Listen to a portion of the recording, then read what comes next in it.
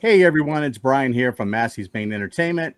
We're back here this week with more of our movies, videos that we like to do, and we're back again with our top 10 ranking series for particular directors. And this week we are going to concentrate on Mr. Steven Spielberg, a guy whose catalog is just vast. I mean, we start to look at the movies, and it's not just that he's made a lot of movies, but he's made a lot of great movies. So I'm joined again by my buddy Doc. Doc, how you doing? All good, all good. Randy from the Midwest area, and then Rich from the Philadelphia area. What's going on? Appreciate you guys all joining me. I think what I like most about doing this particular series is the fact that we're picking directors that are obviously like at the top of their game, and that's what makes it really interesting. And Spielberg, I like him because he can turn on a dime. I think, Randy, you were kind of speaking to that effect a little bit before we went on camera here, where he could do these great action adventures one year, and then like the next year he tackles these really coming of age biopics and really like even these heavy dramas, and he just seems to make movies of all types of genres effortlessly. So that's what I think is really great about doing him. And I'm glad that we decided to do him. What were your thoughts about doing this list, guys? Somebody jump in here. I would say it would pick up from what we talked about just a little off screen there, what Randy touched on. He has a magical presence in some of his movies that are very, he's got the kid-like kind of thing. He can really bring out a lot of different things. You think of E.T.s and, Jurassic, and you got the Raiders and you got the Jaws and stuff like that. You got some adventurous and different kind of movies, and then you got the historical monsters of like Schindler's or Saving Private Ryan or anything else that he touches on historically. It draws a lot to the war side of things. He's got quite the gamut, and he's not afraid to tackle different things, maybe outside of comedy, which he faltered maybe a little early in his career at. But whatever the case, the guy's got a list of 20 or 25 movies that you can probably watch at any time, and so it's hard to narrow down to 10, and I think we'll get creamed for probably having stuff not in our top 10, but this will be a personal list when it comes out in the end, so I can defend it till I'm blue in the face. Yep. Rich, what do you think? I agree. I mean, that sense of wonder with Steve Spielberg, childhood, loss of innocence sometimes, hope. There's a lot of different variables that go into his movies. I love the historical ones the best. He's got sci-fi covered. He's got action adventure. He's got family drama like The Fabelmans, his last film with him growing up. There's a lot of himself in these movies too. You got the blockbusters like Raiders and Jaws and E.T., that childlike movie Hook, if you want to throw that in. Just a gamut of greatness, and a good guy to start out with our directors series, I think. Yeah. Randy? And I think, we pointed on this before about all the different genres they do, but I think one thing you can always see in a Spielberg film is his love of film really comes through. That he grew up loving films. That's why he likes to make all these different types of films. Yep. Yeah, absolutely. You can see that in The Fabelmans. Remember the train scene he tried to recreate? Yeah. Right. The train robbery. That was like a vision that he wanted to, to duplicate, and you could tell right there he loved film. Yeah, that's wonderful. All right, so what we're going to do is we're going to go, since there's four of us, each one of us are going to go rattle off our top 10 all at once. That way, we don't waste a whole lot of time going around the horn style and make this too much of a lengthy video. Doc is going to lead us off today, and then Randy, you're going to go second. I'm going to go third, and Rich is going to back clean up again. So, Doc, get us going here, man. Tell us your top 10. Pick up right where we are. This is really tough to do, guys, so I think it can go anywhere. So hopefully I've covered off Spielberg, done well to myself, actually. But this could probably change in my life. But right now I'm going to go with what I got. I got Munich at number 10 for me. The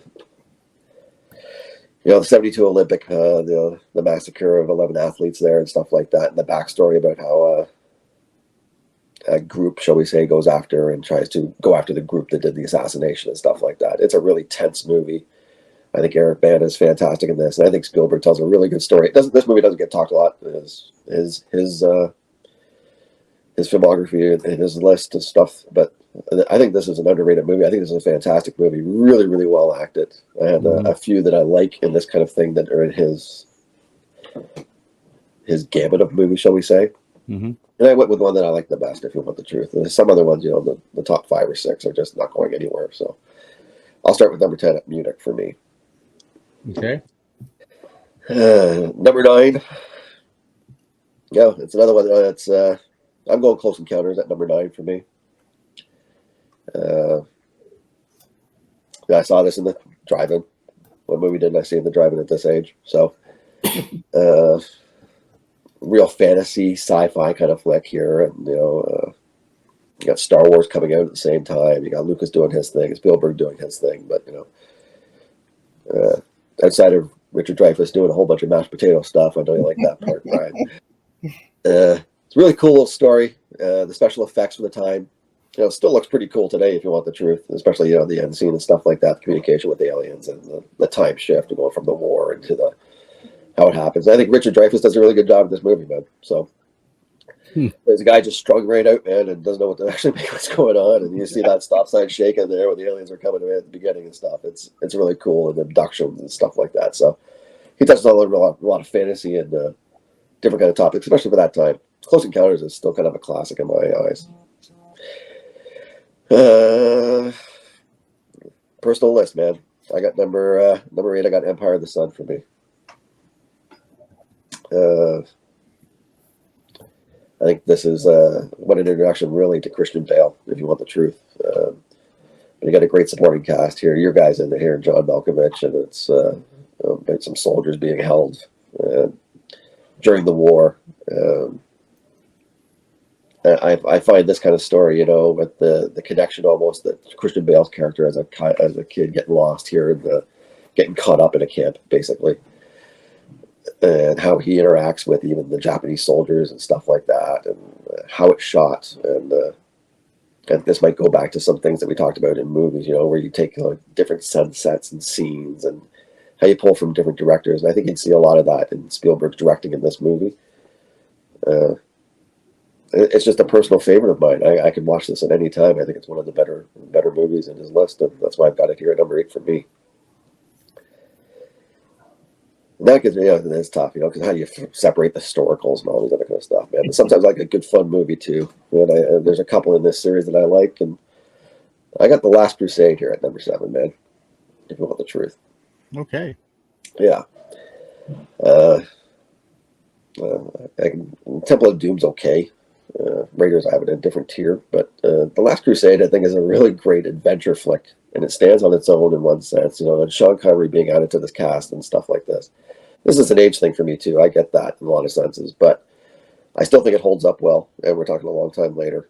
And it's another one you can watch at any different times. And like the bad guy's a really good bad guy, and there's a lot of intertwining stories where Indy has to save his dad, basically, in The Last Crusade. And once again, there's another really good shot of it riding off into the sun there at the end, I guess, but on the horses. But Last Crusade is a great adventure flick, man.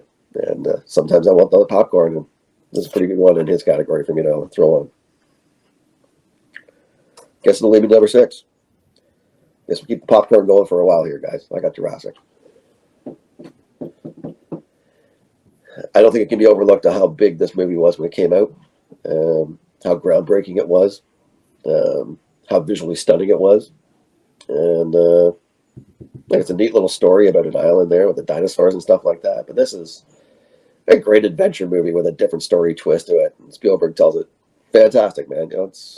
He keeps you suspenseful. He knows how to direct those suspense scenes, man, and keep you on the edge of your seat. And what's going to happen next if this happens? Popping through the roofs, or the claws just missing your face, or whatever you want to do. It's the way that he presents it, and he's a master at that kind of stuff, man. And these type of movies and these types of settings, he's the best, man. Everybody looks to him on how you do that kind of stuff, and that's one of his signature things. And Jurassic's, you want the truth, man. It's kind of like a classic of the last little while. If you want the truth, it's his top 10. It's a top 10 for me. I can tell you that.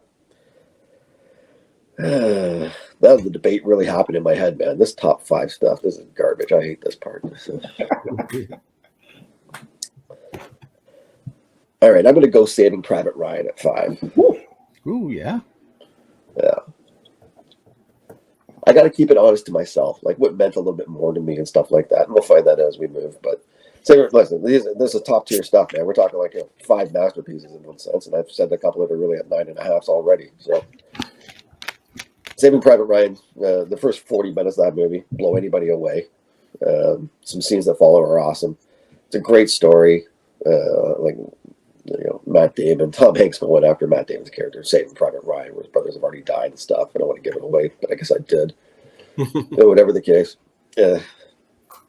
Visually, it's stunning. It has a lot of motion to it, even in the directing of like that opening scene. It's like, yeah, you're on the beach with these guys running in. So this is, it sticks with you. It's viciously sad in a lot of senses, that opening scene. And it tugs at you, man. It's a great movie. And it doesn't carry that theme throughout the whole movie, but when those parts do show up, they tug at you again. So Saving Private Ryan's quite the masterpiece, man. Really debated how I was doing that, so I got to go number 4. I got to stick with it is, man. Childhood movie, man. I got E.T.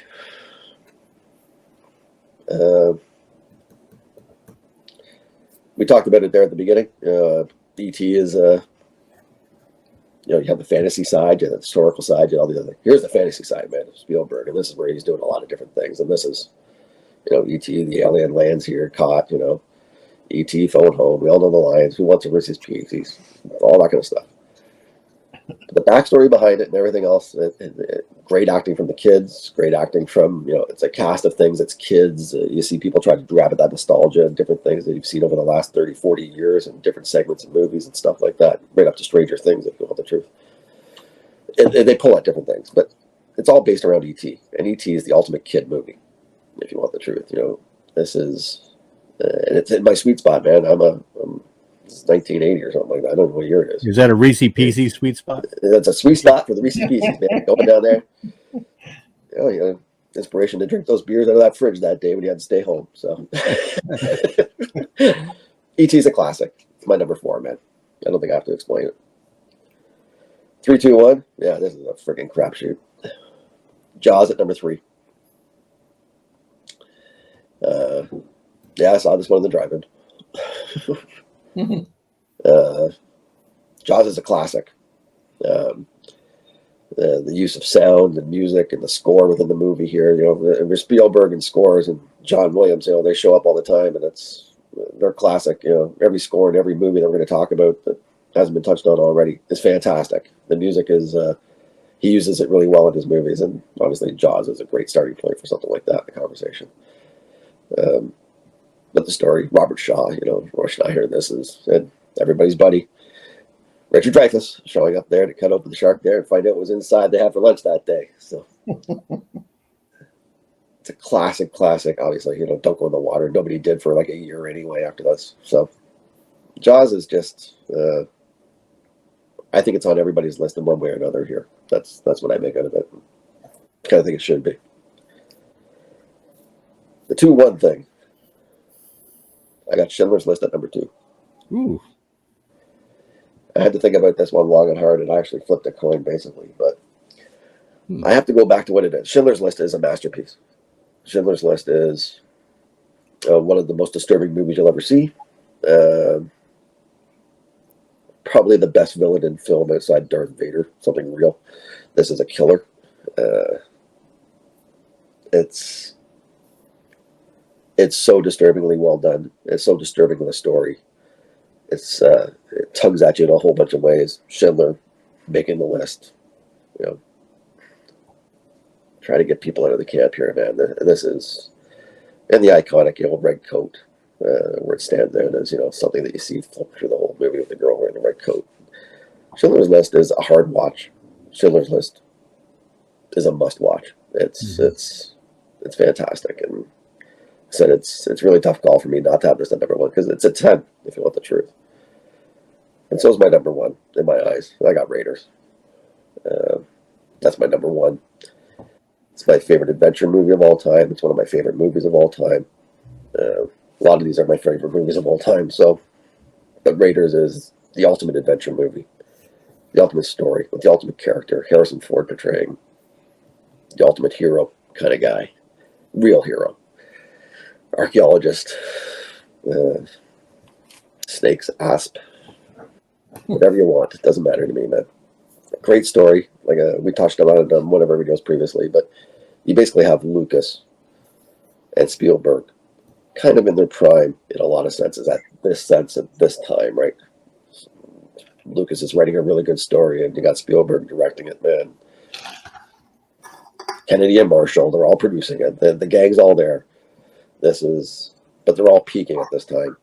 And to me, this is peak movie making, and I don't think anybody would have a problem picking this one up with 5 minutes left of the movie and start watching it. So that's me. It's my favorite Spielberg. It's my number one. All right. Yeah, that list is very much you. I can guarantee that. I mean, if we're not just basing this on what we think is the greatest films of all time, it's kind of a personal list for all of us. Totally. I feel like that vibe comes from you in that list. Yeah. Cool. Sorry, that was way too long, I'm sure. I was thinking you peeked at my list before you did yours. We'll get to that part. I thought Jaws would be higher, but I think when they cut open the shark and there wasn't a used copy of Lost in Translation, Doc put it down further on the list. That was the end, man. That was the end. All right, Randy. What do you got? All right. I love a good science fiction. My number 10, I love a good science fiction movie, especially one with a unique premise. And I'm picking Minority Report. Yep. Yeah. What if you could arrest people before they commit the crime? Of course, it turns out that no system is perfect. It's got a great performance by Tom Cruise. It's just I think a thinking man's sci-fi movie. And that was my number 10. Cool. Good one. All right. Number 9. It's one that I've talked about with you guys before, but I could never get through it. And I actually did finally watch Saving Private Ryan. All right. I could never get through the Omaha Beach scene. And even now that I have the DVD, it took me several times. I'd watch part of it and then go do something else and then watch some more, because it has the most harrowing combat scenes, and you realize how much people sacrifice by watching the movie. And I guess I like murder mysteries and other things, but somehow war movies seem more real, and this one does especially. My only quibble with Spielberg sometimes is his over sentimentality. Sometimes he'll like tack on a scene that you didn't really need to do that, and part of that is the ending scene. In the beginning scene, we see Private Ryan in the graveyard, and it kind of goes up to him for a flashback, except he doesn't really appear until the last third of the movie. So I didn't think that was exactly correct, but overall, it's just a fantastic movie. That's my 9. And my number 8 might be one that's a little different. It's The Fabelmans. This time he does put a kind of a restrictor plate on the sentimentality, I thought. It's a great coming of age story directed by the guy that's the coming age story is about, which is kind of unique. It's really about his childhood years and how his love of filmmaking developed, and it's so well done. I love the breakup scene where the girl tells him, sometimes we can't fix things, all we can do is suffer. And I think that's how a lot of people look at art. But and then the ending scene, which film director David Lynch portrays director John Ford. And so according to Spielberg, that's exactly how it happened, which not giving anything away. But yeah, I just think I loved everything about The Fabelmans, and that's my number. All right, number 7 is going to be Lincoln. It's a great historical drama, and Daniel Day-Lewis is amazing as Lincoln. I keep going, is he the best actor currently? Because I thought he was amazing in that movie. Yeah. And I loved how it wasn't, a biography of, Lincoln's life, that it concentrated on a specific part, the end of the Civil War and the passing of the 13th Amendment. And I think it's amazing to see what it took to get passed. Yeah. All right. Number 6, this might be a hint.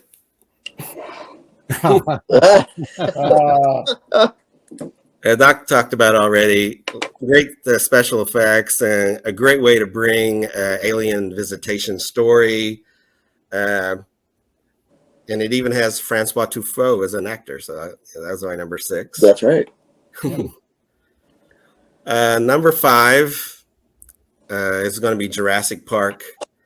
Great story from Michael Crichton novel. I can remember being so amazed when seeing the dinosaurs that I almost had the same look that Sam Neill and Laura Dern have got the Jeep in it right before them. Right. And no one can like bring a sense of awe like Spielberg can. And there's so many moments in that film and so many frightening moments that bring that. Number 4 is going to be E.T., the Extraterrestrial. Great movie for kids and adults alike. I remember a great aunt that was criticizing it when we had one Thanksgiving, saying, the kids are the only ones that are smart in this movie. And he goes, well, it's kind of from his child's point of view. And then E.T. kind of has that child's point of view too, because this is the only people he's reacted with is learning from Elliot, the kid. But it's great sci-fi, great children's fantasy, just superb filmmaking. Number 4. 3, it's going to be Jaws. Here we see that Spielberg really knows how to build suspense because you don't see the shark until an hour into the film. And then later on, Roy Scheider's character doesn't see the shark till he says, we're going to need a bigger boat. It's just the perfect thriller. And when you see the scary moments in this, you think, if Steven Spielberg wanted to do horror movies, he could probably make the scariest horror movies ever made. Yeah. Yeah. So that's my number 3. My number 2 is Schindler's List. It's the harrowing movie. Liam Neeson portraying Oscar Schindler, this flawed opportunist who ends up saving a lot of lives. It's a really tough watch, like I said, and Ralph Fiennes is probably the most evil character ever put on film. But it's a masterful job.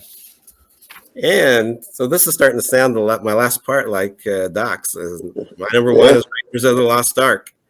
Spielberg's salute to the great serials of yesteryear, but with a better story and better production values, and just a great adventure. It's also a mystery, a thrill ride. And Indiana Jones becomes one of the most iconic characters in film, with a lot of humor and a man of action. I'd say it's the best popcorn movie ever made, and that's my number 1. It's awesome, Randy. It is. Yeah. I think you're cheating off Doc's paper, but that's all right. All right. Well, all right. I'll jump into mine then. Mine's going to be feel like a little bit different. There's some parts where I feel like we were right around. We're kind of bouncing around the same area. I'll do this a little bit different since you guys are like describing it quite a bit. I'll just make quick mention about who's in the film, and maybe like I'll just reference like one of my favorite scenes in the film, or maybe an acting thing that I thought was a little top notch. Number 10 for me, I've got Munich here, same as Doc. I think it's really good. Eric Bana is very good in it. Daniel Craig is in this movie. Kieran Hines, he's very good in it. I thought his performance was really good. You know, like Doc said, it's just basically covering the Mossad assassinations following the Munich killings. That actually the movie's only an hour and a half long, but evidently the Mossad assassinations, they lasted more than 20 years, and they never got the head guy that they were actually trying to get the whole time. Number 9 for me, I've got, much like Randy, I love The Minority Report. I mean, there's not many movies where I'm going to go bragging crazily if Tom Cruise is in it. I mean, he's done some great movies and stuff, but I thought his performance was really good in this. Only Magnolia is probably the only movie that I like better that he's actually in. Colin Farrell's in this. There's a great scene in it where Tom is talking to Samantha Morton's character, who's one of the precogs, and she's giving him an alternate universe in which his son survived story. And then when she gets right toward the end, she says, but his legs were so short and he was so young and he couldn't get away. Basically just alluding to the fact that you're now back in this reality where your son got kidnapped and killed. And thus what's kind of set in motion the pre-crime events that for the movie. Great novel by Philip K. Dick. I recommend you read it. Number 8 for me, I've got Jurassic Park here.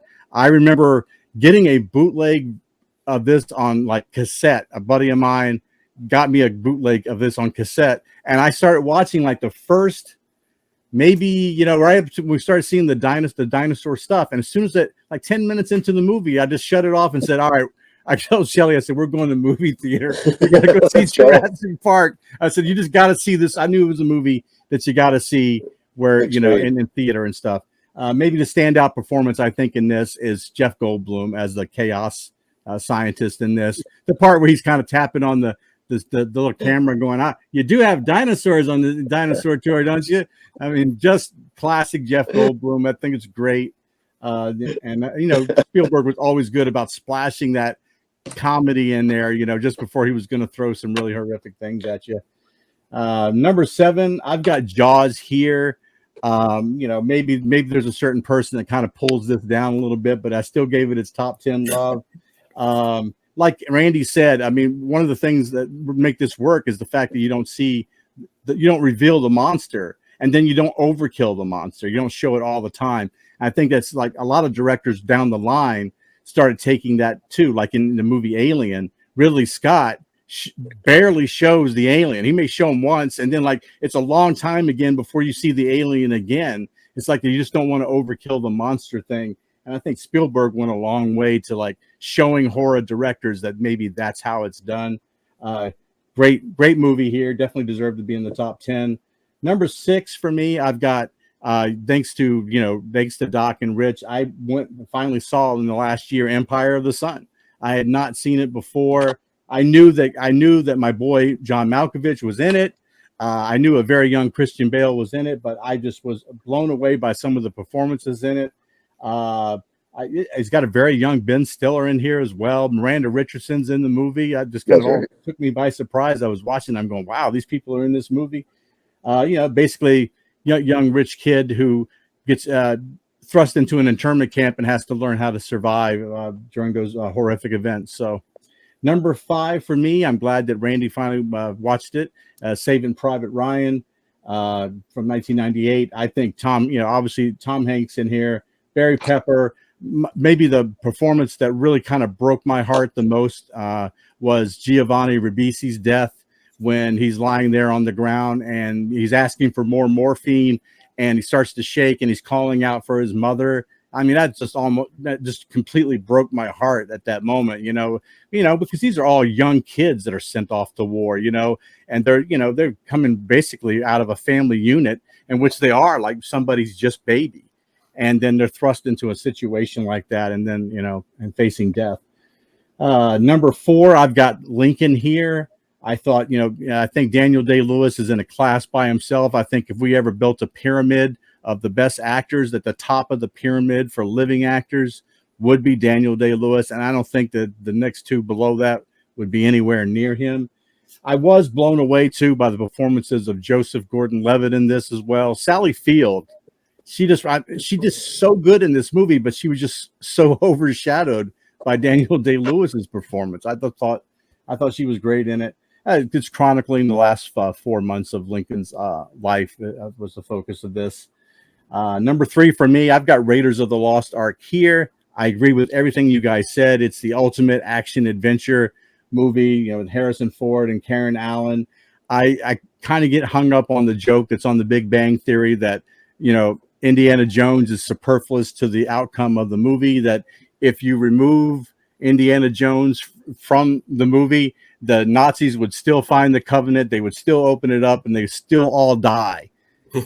And so I said, yeah, there's probably some truth to that, but it's a great action adventure film that everybody should kind of watch. Obviously, some of the great, fight sequences and the chase sequences are all just great. The bullwhip, thing and stuff where he pulls out his gun, the guy's like swinging his sword and stuff. I thought that was really cool. Number 2 for me, I've got The Color Purple here. I think it's a really strong drama. It's got Whoopi Goldberg, Danny Glover, Oprah Winfrey, Ray Dong Chung's in it as well.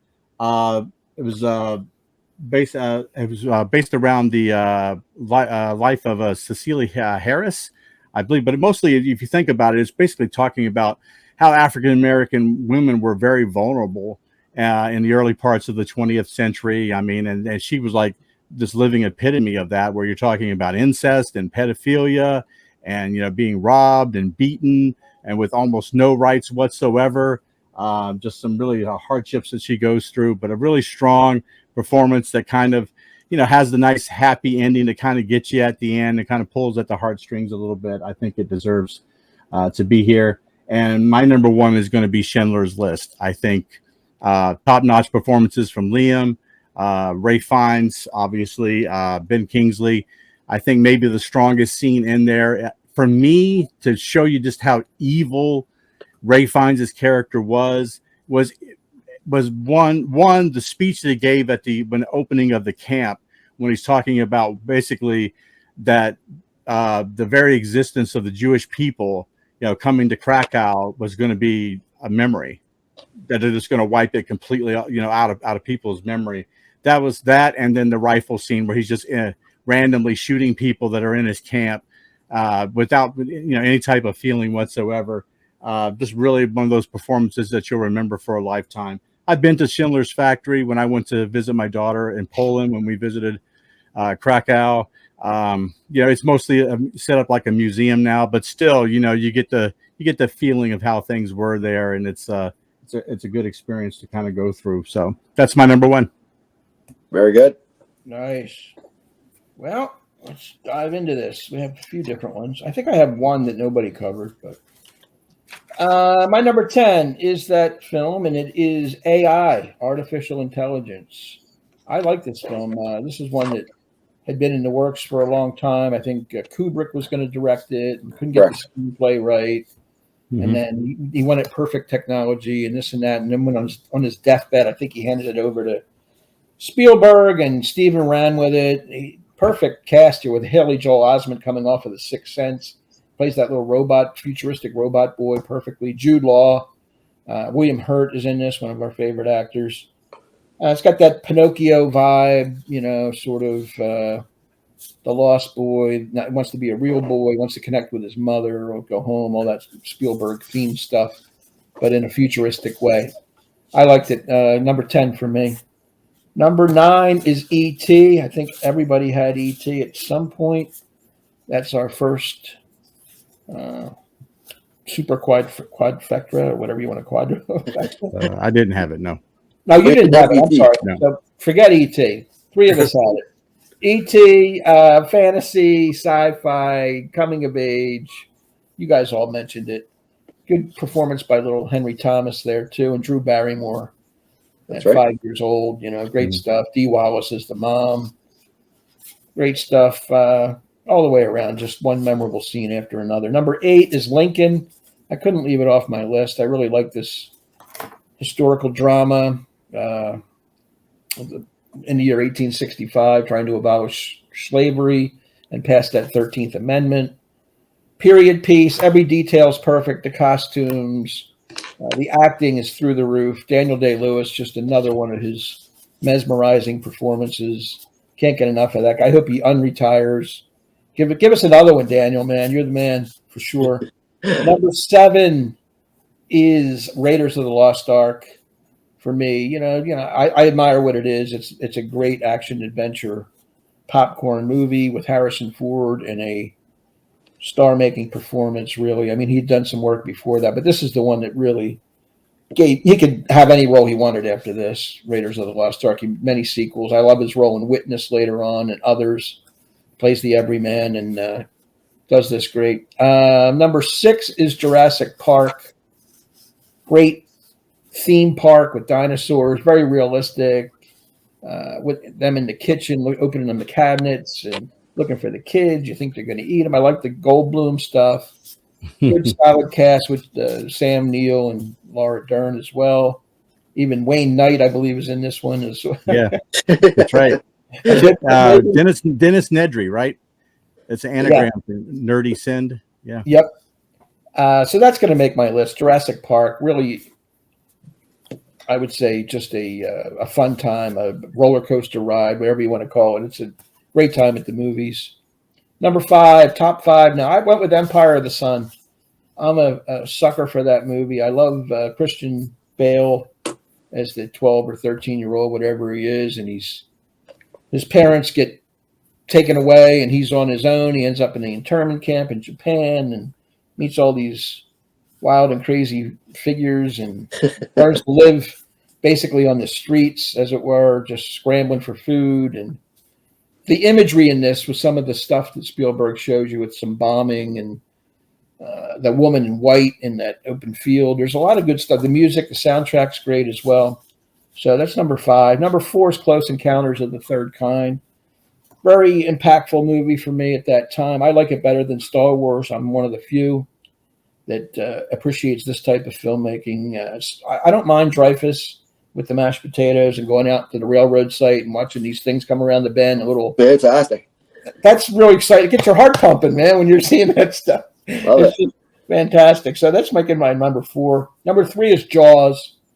You can't leave Jaws out of the upper echelon of your list for me, because it's a Spielberg movie through and through. And Brian was talking about how he uses the monster to great effect because you don't see it. And then when you do see it, he's doing some serious damage on Robert Shaw. I mean, it's just very up close and personal, very effective. And the camaraderie with Scheider and Dreyfuss and Shaw is excellent too. So that's making my list at number 3. Number 2 is Saving Private Ryan. Just too great to leave off my list. That opening scene alone, but there's other stuff after that follows. It's equally gripping, I think. The sniper scene in that town, fantastic. Yeah. That hand-to-hand knife battle at the end with Tom Hanks and that other guy that shows up, just incredible.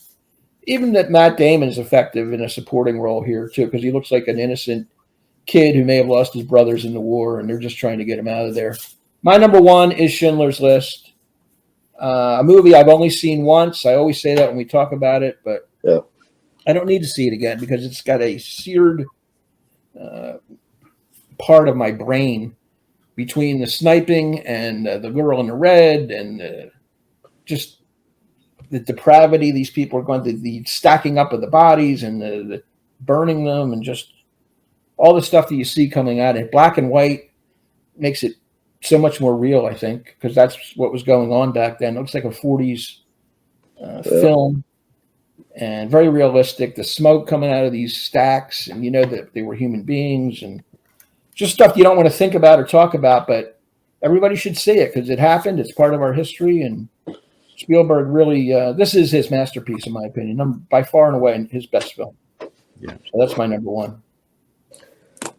I agree. Well, it looks like, at least from like if you were doing like a raw ranking stuff, I mean, Schindler's was in all of our top 2. Yes. Yeah, Raiders kind of bounced around a little bit between our lists and stuff, and then other movies kind of like were up, and then others were down and stuff. But what about honorable mentions, guys? He had so many movies. You guys, I'll tell you, I had Duel, Amistad, AI, and The Fabelmans as the guys that were right there when I was breaking it down in those final ones. They were tough to cut. They were really tough for me. They're all great films. Yeah. I had Munich, which you guys covered. I had Minority Report, Color Purple, Duel. The other one is Bridge of Spies. I kind of liked. It's kind of an underrated film with Tom Hanks. I like that movie too. Written by the Coen brother. Yeah, that's correct. Yeah. It has that Coen feel. And I would Catch Me If You Can is one that I kind of like too. I like it too. Yeah, I do like it. Yeah. That's good. Yeah. A lot of movies. It's a lot of them. Yeah. I had Color Purple too, Brian, but and Lincoln and Bridge of Spies. They were my last 3 that didn't. Wow. Yeah. Well, he had a lot of catalog, that's for sure. So, I mean, really, if you pick a 10, usually it's going to be a strong 10 by the time you get there. So everybody's list, kind of reflects them. I really enjoyed it. I hope everyone leaves a comment down below and rank their top 10 Spielberg movies, because I'm really kind of interested in what everybody else thinks about that. So I appreciate everybody joining me tonight. Rich, I appreciate it. Randy, Doc, everybody out there, really appreciate you guys watching. Make sure you like, sub, and comment down below. We're really trying to get this going up, especially these top 10 movies for specific directors. That's a series that we really want to take off. Tarantino is actually doing pretty well now. It's kind of picking up steam again. Then he was a little easier because Tarantino only had 10 movies. So we knew that we could not go wrong. So we did what we could there. But some other directors we're kind of looking out on the horizon. We're looking at Martin Scorsese. We're looking at the Coen brothers. Maybe maybe even looking at possibly doing Clint Eastwood might be another good one that we might want to tackle. Sure. But we'll be trying to tackle some of those big time directors and get those ranked for you. So until next time, everybody, take care, and we'll catch you on the next one. Bye bye. Thank you.